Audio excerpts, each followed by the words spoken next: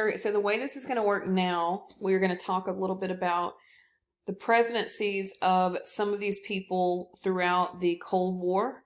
The first, we're going to discuss Truman and Eisenhower. We know that Truman was the president after FDR died in his last term in office.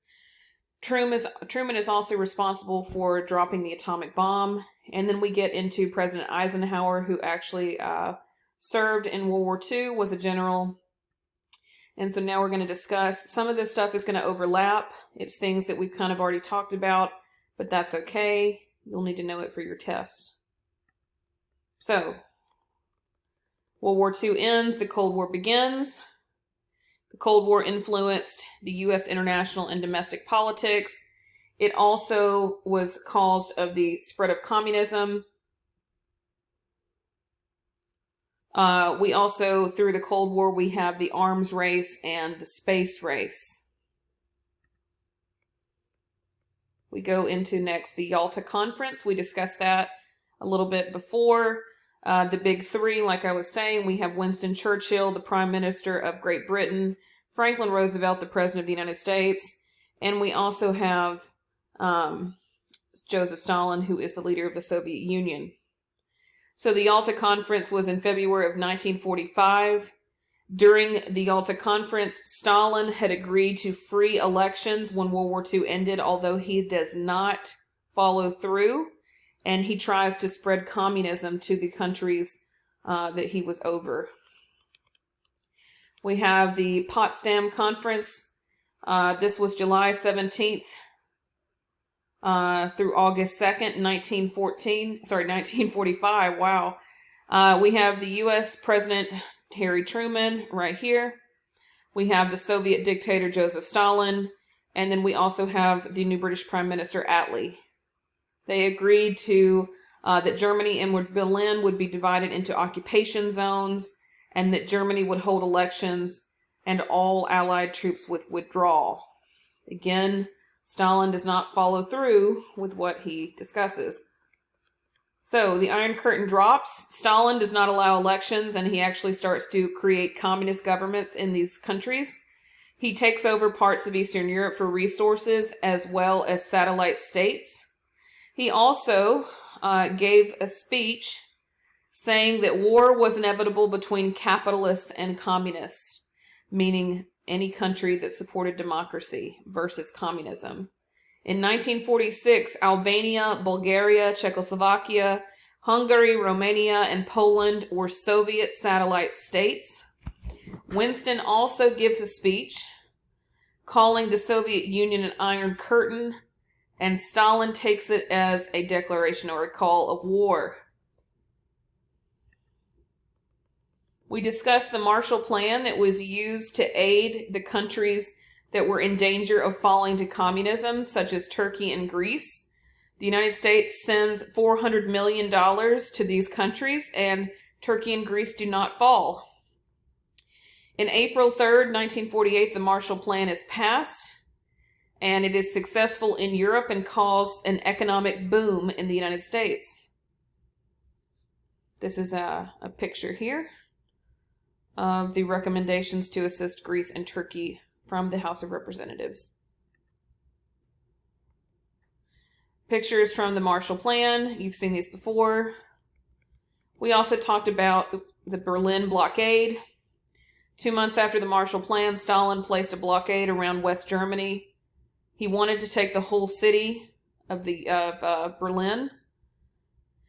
The U.S., Great Britain, and France would be tired of war and surrender. That's what he expected, but Truman refused. So if you see here, we have the West Germany, which is going to be a more democratic state. And then we also have East Germany, which is going to be communism. And then this is where the Berlin Wall would have gone. And this is Berlin right here. I'm sorry, not the Berlin Wall. Yeah. And this is Berlin right here.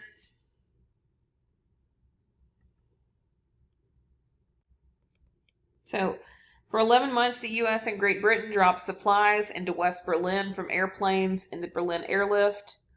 The countries began to criticize Joseph Stalin's blockade. On April 4th, 1949, NATO was formed. These are pictures of Germans watching as an airplane during the Berlin airlift. And again, here to the right. We also have the Chinese Civil War. It was lasted from 1927 to 1950 with a break from 1936 to 45, which was World War II.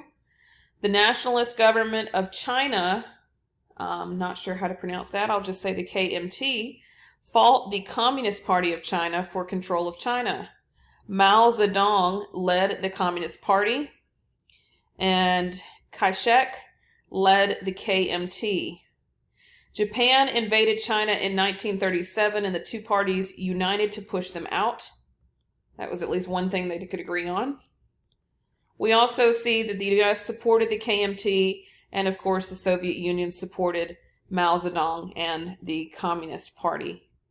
KMT failed, and Truman was criticized for not sending enough aid.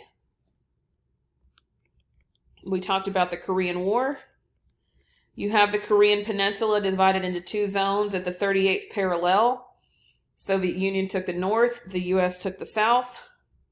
In 1948, North Korea established a communist country under Kim Il-sung, and South Korea was established as a democratic nation under Syngam Rhee. By 1950, the U.S. withdrew most troops, while Stalin sent military and financial aid to North Korea for an invasion.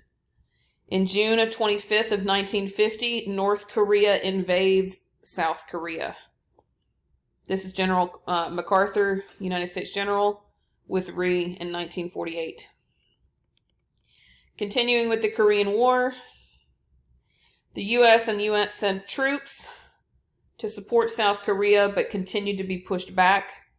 By September 15th, 1950, U.S. General Douglas MacArthur launched a successful counterattack that pushed the communist forces north to the Chinese border.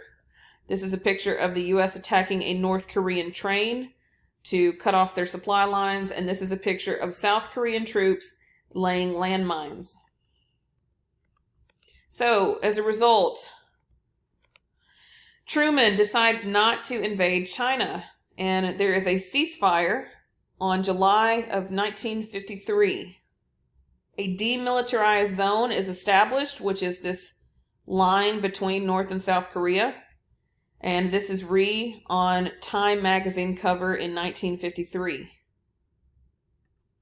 We talked about the Vietnam War. It was originally a French colony, but communist rebel fighters fought for independence. You have Ho Chi Minh, who is a leader of the communists. The United States sent aid to France to prevent the spread of communism.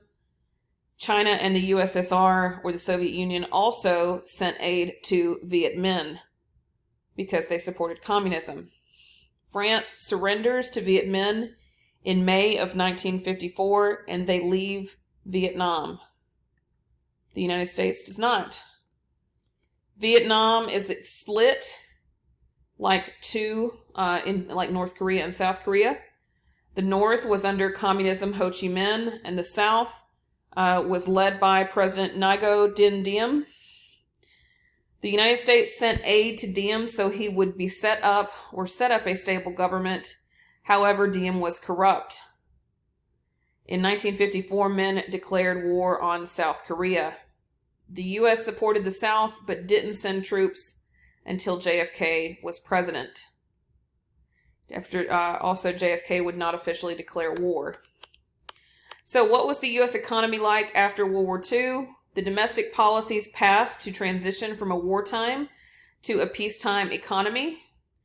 The economy struggled after war, but Congress took control to help turn around the economy. First, we have the Servicemen's Adjustment Act of 1944.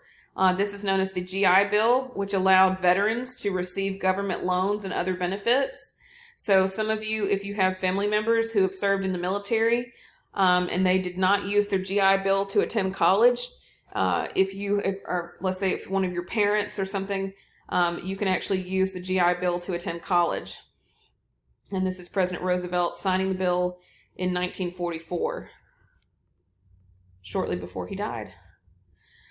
We also see, this is going to talk a little bit about American culture during this time. So we have the American Dream. This is something that was kind of thought about, I guess, at this point. The Marshall Plan helped Western European economies rebuild, and they purchased American goods, which helped the American economy. In 1946, the National Interstate and Defense Highway Act constructed 41,000 miles of interstate and highways across the United States. Many Americans could then afford the American Dream, which was this idea that now you were not stuck at your home. They were able to travel. They were able to see the rest of the United States. If you've never seen a station wagon before, this is a picture. This is the 1955 Studebaker Commander V8 Regal Conestoga station wagon for 6 passengers. And one of the cool things about these older station wagons is this last seat here actually faced outwards. So, see the front passengers, they're all facing front. The last seat there would face the back. So, my parents have told me stories of riding in one of these, and they were actually facing out the window. So it was kind of fun if you were a kid. Culture in the United States. By the end of the 1950s, 2/3 of American homes had televisions, and televisions became huge for advertising. News became more accessible, and many TV shows became popular. If you look, this as an example, this is Howdy Doody. We have Rin Tin Tin. Some of you might know about I Love Lucy, and obviously Bob Hope, who was also big during wartime. He would go and speak to the troops. Continuing, we get into some notable rock and roll fans, or rock and roll musicians. So rock and roll was loved by teens, but many parents didn't approve. It was banned from many radio stations and schools. Elvis Presley was notable during this time.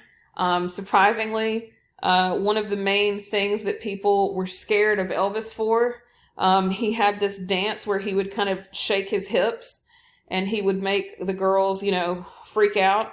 Parents thought that it was too sexualized, and they didn't appreciate Elvis at this point.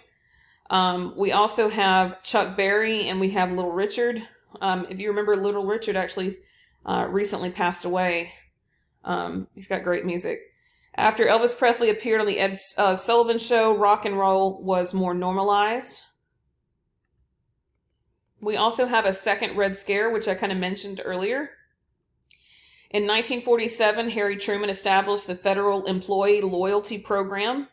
Over 3 million Americans were investigated for communist activity. 200 were fired and 3,000 resigned. We also have the House of Un-American Activities Committee, which investigated communism within the movie industry. Huac thought films contained communist propaganda. Many people were imprisoned or had their lives ruined over accusations. This is a younger Ronald Reagan who is testifying at an HUAC hearing in 1947. And in case you didn't know, Ronald Reagan, before he became president, he actually was an actor in his early career. So we get into the second Red Scare again. In 1948, high-ranking government official Alger Hiss was accused of being a Soviet spy. This is his picture. He was charged with perjury and sent to prison. This is another picture of the Rosenbergs, Julius and Ethel Rosenberg, who helped the Soviet Union. They claimed they were being persecuted for being Jewish and members of the Communist Party. They were found guilty of espionage and executed in June of 1953. We also get into what is known as McCarthyism. Senator Joseph McCarthy continued the second Red Scare in the 1950s, and he said that there were still communist spies in the United States. He claimed that the Democrats were responsible. McCarthyism is the unfair tactic of accusing people of disloyalty without proving evidence, and it spread quickly. So this is actually still around today. It's not about communism, but again, I'm sure you have seen many people being accused of things without evidence, And it just spreads, and now people are blamed for things that they didn't even do. In 1954, they accused the U.S. Army of communist activity. The public was angry for the attack on war heroes. McCarthy's witch hunt ended in 1954 when the Senate accused him of improper conduct. So this is Joseph McCarthy. We also have the McCarran Internal Security Act. This was passed in 1950. It was vetoed by Truman, but enacted by Congress. So what you need to know is a president can actually veto a bill which denies the bill from being signed into law. Congress, however, can still pass the bill and put it into law, but they must have 2/3 support in the House and the Senate, which they do in this event. The act made it illegal to plan any action that might lead to the establishment of a totalitarian dictatorship in the United States. By 1953, almost 40 states had passed laws making it illegal to speak of overthrowing the government. Crazy how that is today, considering you've got groups like Antifa and these radical terrorist groups who are talking about this stuff and nothing is happening to them. Law could be overturned or would be overturned due to it violating the First Amendment. However, this is known as the freedom of speech. So they can technically not, make this. It was not legal according to the Constitution. We also get into the arms race, which we discussed. United States and Soviet Union enter a race to develop the first hydrogen bomb. The U.S. exploded the first H-bomb on November 1st, 1952, and the Soviets detonated theirs in August of 1953. And these are the mushroom clouds from the H-bombs. Brinkmanship. So, Eisenhower and John Foster Dulles, the Secretary of State, were willing to go to brinkmanship, which was the edge of an all-out war. The U.S. threatened nuclear war in hopes of avoiding nuclear war. The U.S. military increased their air force and cache of nuclear weapons. If you look here, this is a picture of students practicing duck and cover drill in 1962. My dad remembers doing this exact thing. I mean, honestly, though, if it's a nuclear attack, this is going to do nothing. But it's helped to, I guess, calm the students. This is another picture of an H-bomb detonation of 1954. Now we get into the CIA, or the Central Intelligence Agency. They would use spies to gather information on the Soviet Union and other unfriendly countries. They also led many operations on foreign land. In 1951, Iran's Prime Minister Mossadegh took control of oil fields from British companies. The U.S. Gave millions to Iranians against Mossadegh and helped the Shah Mohammad Reza Pahlavi return to power in Iran. Again, with the CIA, in 1954, Jacobo Arbenz took power in Guatemala. Arbenz promised to seize land owned by American United Fruit Company and give it to the peasants. The CIA trained the Guatemalans to overthrow Arbenz. Leader of the army established a military dictatorship, and this is a picture of Arbenz in 1951. So what you're seeing now, again, is the U.S. Has this CIA that has now really gained a lot of power. A lot of people were not happy that the CIA was this involved. There's a lot of other things that I could show you as far as well, they're not even conspiracies. They're actually true things, but I can't because I feel like I would probably get in trouble for that. The U.S. supported establishment of Israel in 1948. It made Arab enemies. Egypt's President Nasser made deals with both the United States and the Soviet Union. The U.S. withdrew the loan to build a dam on the Nile River, and Nasser took control of the Suez Canal, which was owned by the Great Britain and France. Nasser also refused to allow ships to headed to Israel to pass. The United Nations stopped the Suez War, and Nasser kept control of the canal. In March of 1957, the Eisenhower Doctrine passed, And it stated that the United States would defend the Middle East against an attack from any communist country. Therefore, he was talking about Egypt. We also have the Hungarian Revolt. The Truman Doctrine was tested in 1956 after the Hungarians revolted against the communist government. Imre Nagy promised free elections, denounced the Warsaw Pact, and demanded Soviet troops leave Hungary. In November, the Soviet troops arrived and killed 30,000 Hungarians. The Soviets arrested Nagy and executed him, and they replaced him with Soviet leaders. The world found out that the U.S. would do nothing to free Soviet satellite states. Honestly, what was the United States going to do? Should we have been involved anyway? That's up in the air. We talked about the space race.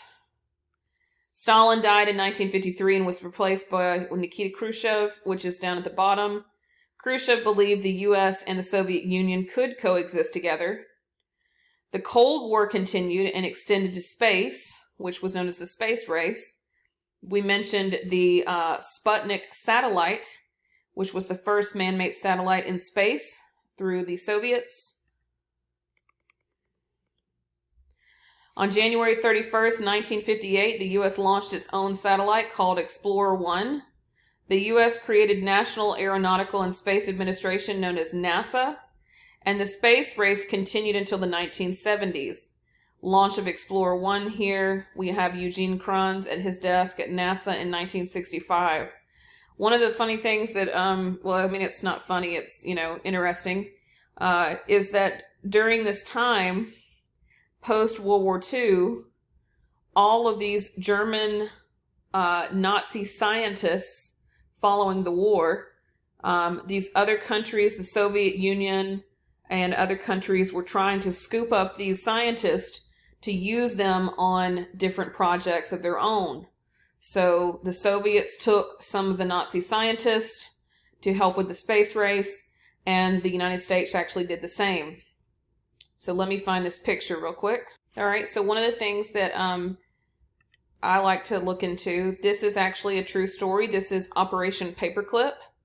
I have a good book that you should look into about this program. It was a secret program that employs 1,600 Nazi scientists in its labs. So it says that during Operation Paperclip, the records of premier German scientists were expunged, or basically gotten rid of, so that they could secretly work in American labs to give the U.S. a leg up over the Soviets in the Cold War. So we look down. This picture here. This is Kennedy. Okay, this is Johnson. You have Kurt H. Debus, a former V-2 rocket scientist who became a NASA director between U.S. President John F. Kennedy and Vice President Lyndon B. Johnson. He was a Nazi scientist. Okay. Very, very interesting stuff here. And so this article kind of goes into Operation Paperclip. President Truman. So like I said, we have Truman signing the Atomic Energy Act. Meanwhile, 1,600 Nazi scientists were being recruited into the United States. So, that is the end of this section.